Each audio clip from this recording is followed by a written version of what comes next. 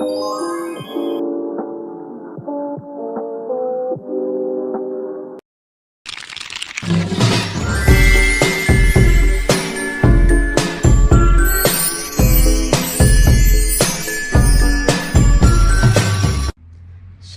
teman-teman dimanapun kalian berada. Perkenalkan, nama saya Monica Lewinsi, akrab disapa Ika. Saya adalah mahasiswa semester 5 dari kampus STFT Intim di Makassar. Pada video kali ini kita akan membahas tentang keterampilan komunikasi dan manajemen konflik. Berbicara tentang keterampilan komunikasi dan manajemen konflik, erat kaitannya dengan istilah ICTS. ICTS atau Information and Communication Technologies adalah sebuah istilah yang kemudian merujuk pada teknologi yang digunakan untuk menyampaikan, mengelola, dan memproses informasi melalui berbagai media komunikasi. Nah, teman-teman, di dalam berkomunikasi, sesuatu yang kita sampaikan tidak terlepas dari yang namanya data dan informasi. Apa sih yang dimaksud dengan data dan informasi itu?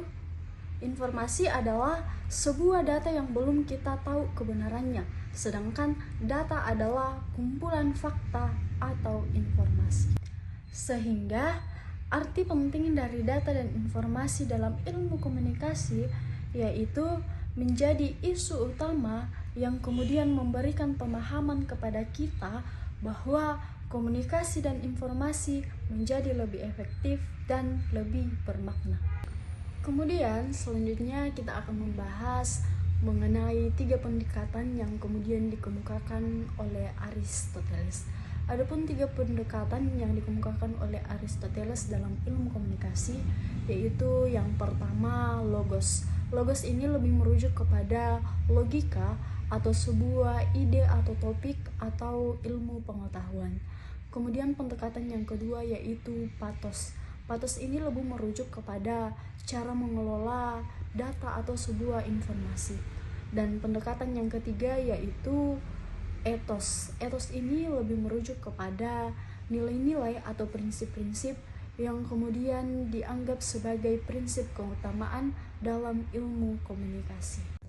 Selanjutnya, kita akan membahas beberapa ayat Alkitab yang kemudian bisa kita jadikan sebuah pedoman di dalam ilmu berkomunikasi. Ada 5 ayat yang kemudian saya akan kemukakan. Yang pertama, Efesus pasal 4 ayatnya yang ke-29 berbunyi demikian. Janganlah ada perkataan kotor keluar dari mulutmu, tetapi pakailah yang baik untuk membangun di mana perlu, supaya mereka mendengarnya beroleh kasih karunia. Ayat ini kemudian bermakna bagi kita bahwa kita harus digunakan untuk membangun, bukan untuk merusak komunikasi yang positif.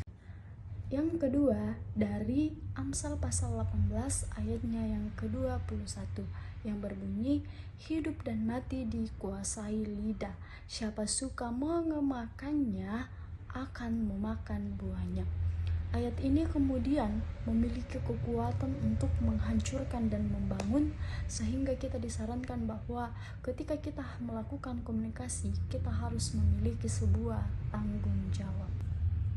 Yang ketiga, dari Efesus pasal 5 ayatnya yang ke-19 yang berbunyi, dan berkata-katalah seorang kepada yang lain dalam mazmur, kidung pujian, dan nyanyian rohani, bernyanyi dan bersoraklah bagi Tuhan dengan segenap hati.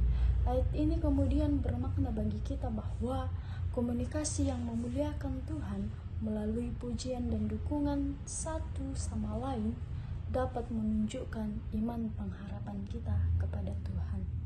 Yang keempat terambil dari Filipi pasal 4 ayatnya yang ke-8 yang berbunyi demikian. Jadi akhirnya saudara-saudara, semua yang benar, semua yang mulia, semua yang adil, semua yang suci, semua yang sedap didengar, semua yang disebut kebajikan dan patut dipuji, pikirlah semuanya itu.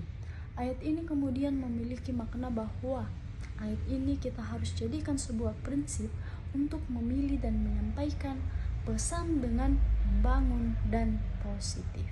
Dan yang terakhir dari Matius pasal 12 ayatnya yang ke-36 sampai ayatnya yang ke-37 yang berbunyi, "Tetapi aku berkata kepadamu, setiap kata sia-sia yang diucapkan orang harus dipertanggungjawabkannya pada hari penghakiman, karena menurut ucapanmu engkau akan dibenarkan, dan menurut ucapanmu pula engkau akan dihukum." Ayat ini kemudian memiliki konsekuensi rohani. Jadi ketika kita berbicara, kita harus berhati-hati dengan setiap apa yang kita katakan. Demikianlah video kali ini. Sekian dan terima kasih. Sampai jumpa.